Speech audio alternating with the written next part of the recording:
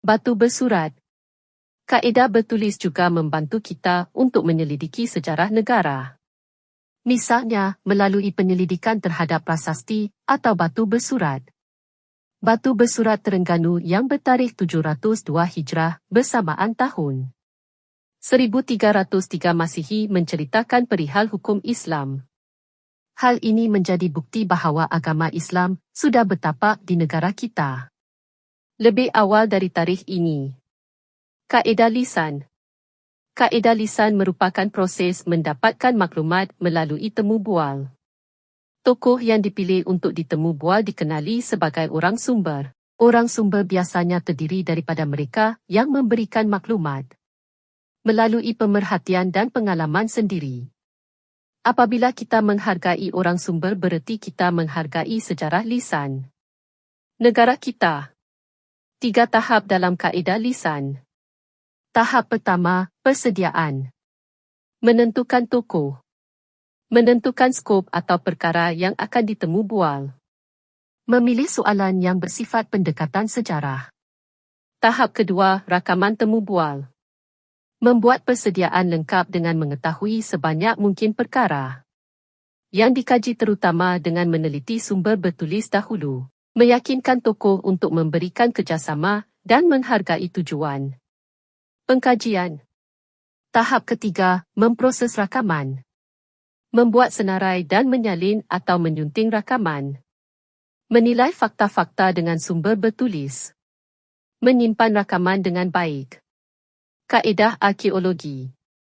Kaedah arkeologi merupakan kaedah yang digunakan secara saintifik untuk mencari maklumat sejarah daripada bahan tinggalan sejarah.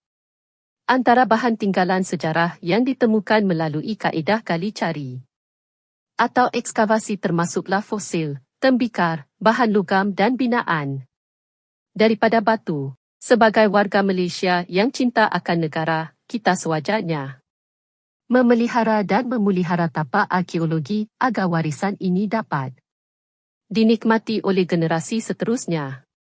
Usaha penyelidikan dan langkah mendapatkan pengiktirafan pertubuhan, pendidikan, sains dan kebudayaan bangsa-bangsa bersatu United Nations of Educational, Scientific and Cultural Organization UNESCO serta memperkenalkan warisan negara kita ke peringkat antarabangsa haruslah didukung oleh semua pihak.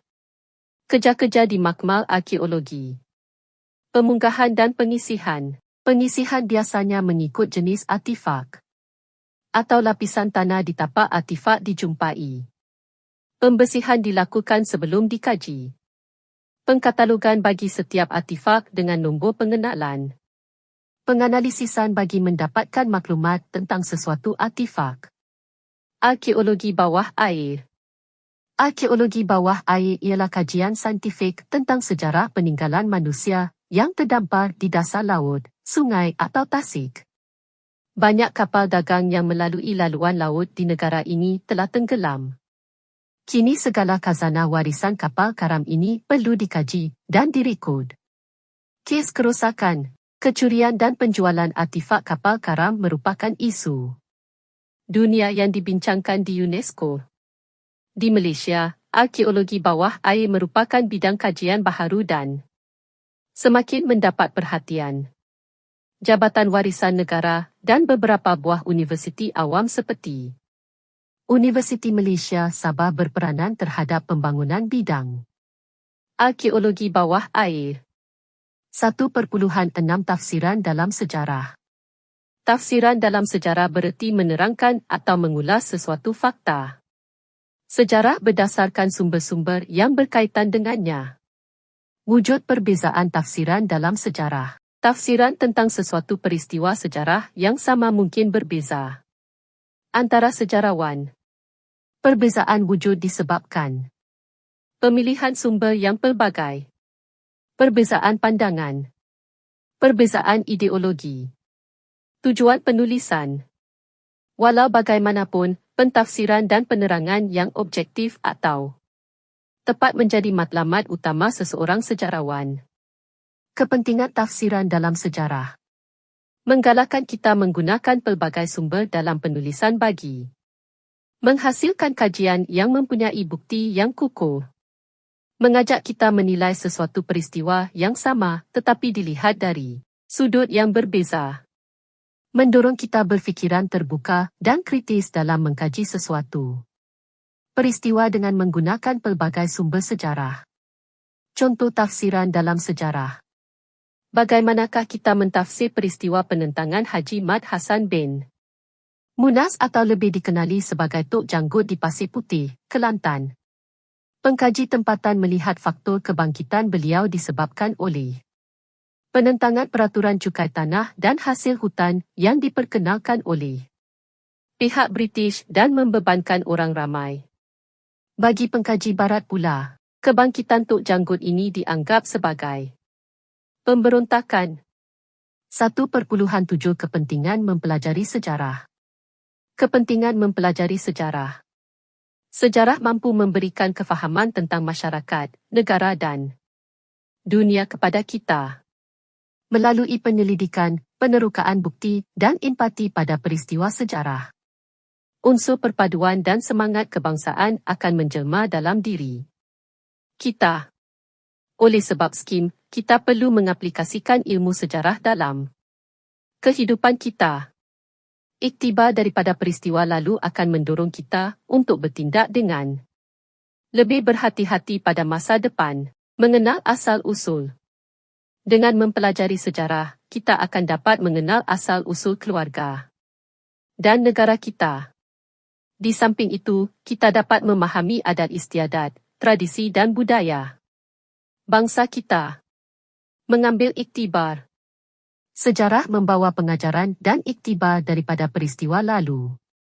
Mereka yang tidak mempelajari sejarah berkemungkinan akan mengulangi kesilapan masa lalu. Memupuk patriotisme. Sejarah mengajar kita menghargai warisan negara untuk dihayati oleh generasi akan datang. Hal ini dapat menyemai rasa cinta akan negara dan menaikkan semangat patriotik. Mengukuhkan perpaduan. Pengetahuan sejarah amat penting kepada generasi kini dalam meneruskan kesinambungan hubungan harmoni antara kaum di negara kita. Sejarah juga mampu menjadi sumber kesedaran kepada masyarakat dalam menjaga dan meneruskan adat resam dan tradisi kita. Membangunkan negara dan bangsa. Melalui sejarah kita dapat mengekalkan kegemilangan yang dicapai oleh negara. Kita juga akan lebih memahami budaya dahulu dan budaya kini untuk dijadikan perbandingan bagi membangunkan negara dan bangsa pada masa akan datang. Mengaplikasikan kemahiran pemikiran sejarah. Melalui sejarah, pemikiran kritis dan analitis dapat ditingkatkan. Di samping itu, kita dapat membuat tafsiran terhadap sesuatu peristiwa. Sejarah juga akan mendorong seseorang memahami peristiwa sejarah secara lebih empati.